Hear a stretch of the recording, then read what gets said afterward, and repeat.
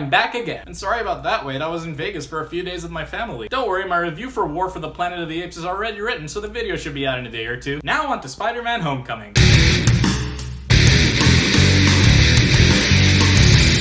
Garfield is a very talented actor, and I think he gave it his best shot in the Amazing Spider-Man films, but it is unfortunate that he wasn't given the greatest of material to work with, as those two Amazing Spider-Man films failed to measure up to the illustriousness of Sam Raimi's first two Spider-Man films. To be more specific, I like The Amazing Spider-Man, but despised The Amazing Spider-Man 2. I wasn't quite sure how a second reboot would fare, but I am glad it happened because this is Marvel's finest Spidey offering since Spider-Man 2. So in the aftermath of the Battle of New York, Adrian Toomes, played by Michael Keaton, and his salvaging company are contracted to rebuild the city. Toomes gets fired and his operation is subsequently taken over by the US Department of Damage Control run by Tony Stark. Enraged and facing bankruptcy, Toomes and his crew discreetly keep the salvaged weapons that were left behind by the Chitauri. 8 years later, Toomes, with his flying vulture-like contraption and going by the moniker Vulture, is now a trafficker and manufacturer of advanced Chitauri weaponry. Meanwhile, Peter Parker, played by Tom Holland, having grown tired of being the friendly neighborhood Spider-Man, suspects some shady black market business going on and tries to put a stop to it in an attempt to prove to Tony Stark that he is ready to become an Avenger. For a second reboot of an iconic superhero whose backstory is all too familiar, Spider-Man Homecoming felt surprisingly fresh. And I think this is largely attributed to some smart screenwriting decisions by the 6 writers of this film. For a start, I truly appreciated how this film refrained from rehashing Spidey's origin story. Gone is the radioactive spider bite, and gone is the catalytic death of the wisdom-laden Uncle Ben. Instead of transformational montages and traditional speeches about great power coming along with great responsibility, Spider-Man Homecoming opts to manifest this idea on a practical level. From a comedic standpoint, that would entail Peter losing his backpack after going into a secluded spot to change into his costume, or failing miserably to land after effortlessly soaring through the air with a multitude of gadgets in his suit. From a more serious standpoint, the notion of great responsibility coming along with great power manifests itself in Peter's teenage stubbornness and childish urges for validation, most notably with regards to how these attributes in the grand scheme of things precipitate danger onto himself and the populace that he wishes to protect. Speaking of teenage, Spider-Man Homecoming is an unabashed teen movie, but in a really good way. The film's tone exudes a certain vibrancy that I can't quite put my finger on. While remaining true to Marvel's aesthetic and functioning within its boundaries, this film for the most part is a lighthearted comedy driven by youthful energy rather than purely irreverent gags. But what I found to be really clever was how adolescence with its myriad of attributes was interwoven into the Marvel Cinematic Universe. Keep in mind, in this universe, superheroes are real, so being a teenager in such a world has gotta be quite something, let alone for Peter Parker, a teenager who fought with the venerated Avengers. In such a world, I think some really interesting life lessons would come out of being disappointed by your luminaries and vice versa, as indicated by Peter Parker and Tony Stark's relationship. Let's not forget the total annihilation and death that the young generation in the Marvel Cinematic Universe has grown up with. You know, alien invasions and all that jazz. You'd think that typical teen problems such as upcoming dances, crushes, university, fitting in, fear of rejection and such would be insignificant in such a world. With the film's emphasis on these issues, I think Spider-Man Homecoming shows the audience that going through both the pleasures and tribulations of adolescence is more essential to the development of the self than ever, and that applies to any universe we inhabit. As usual, the entire cast nails it. Tom Holland is absolutely brilliant as Spider-Man, and his performance should propel him to international fame. Tom Holland radiates with boyish wonder and gives his character an anxious spirit, some lovable awkwardness, and some bubbly naivety. Even though he actually is Spider-Man, he's still in awe about the idea of being Spider-Man. The rest of the supporting cast did a very good job, but I think Michael Keaton was the standout. He smashed it as Vulture. Michael Keaton is really good at exuding some lunacy like he did in Beetlejuice. In this film, he lets his eyes and voice do the work, which renders him absolutely chilling. During a major plot twist, which of course I shan't be revealing, there is a scene of confrontation with him and Peter Parker that generates tension unlike anything I've seen in any Marvel flick. I thought Vulture was surprisingly sympathetic. He's not evil for the sake of being evil, he's got grounded reasons as to why he's operating on the wrong side of the law, reasons that Peter cannot possibly understand at his age. While I had an absolute blast from start to finish, I was a little disappointed at how thin the plot was, which was a bit of a shocker. Additionally, there were a few moments where the script appeared to labor itself in bringing about the next plot point, which led to some events occurring entirely by coincidence. The film had a chance to do something new with Aunt May, but unfortunately I thought that was kind of wasted. And I thought Peter's love interest Liz was rather thinly written. Why would she reciprocate his feelings for her when all he's ever done is let her down? So in the end, Spider-Man Homecoming is a very good film and it warrants a high recommendation from me. It makes fitting changes to Spider-Man's story and inserts him into the wider cinematic universe while staying true to his essence and not forgetting what made Spider-Man so great in the first place. Is Spider-Man Homecoming the greatest Spider-Man film ever? No, but it certainly is the best Spider-Man film since Sam Raimi's Spider-Man 2. I find that film to be absolute perfection as far as superhero films go. Don't miss the chance to see Spider-Man Homecoming on the silver screen, and most importantly, have fun. So I'm gonna give Spider-Man Homecoming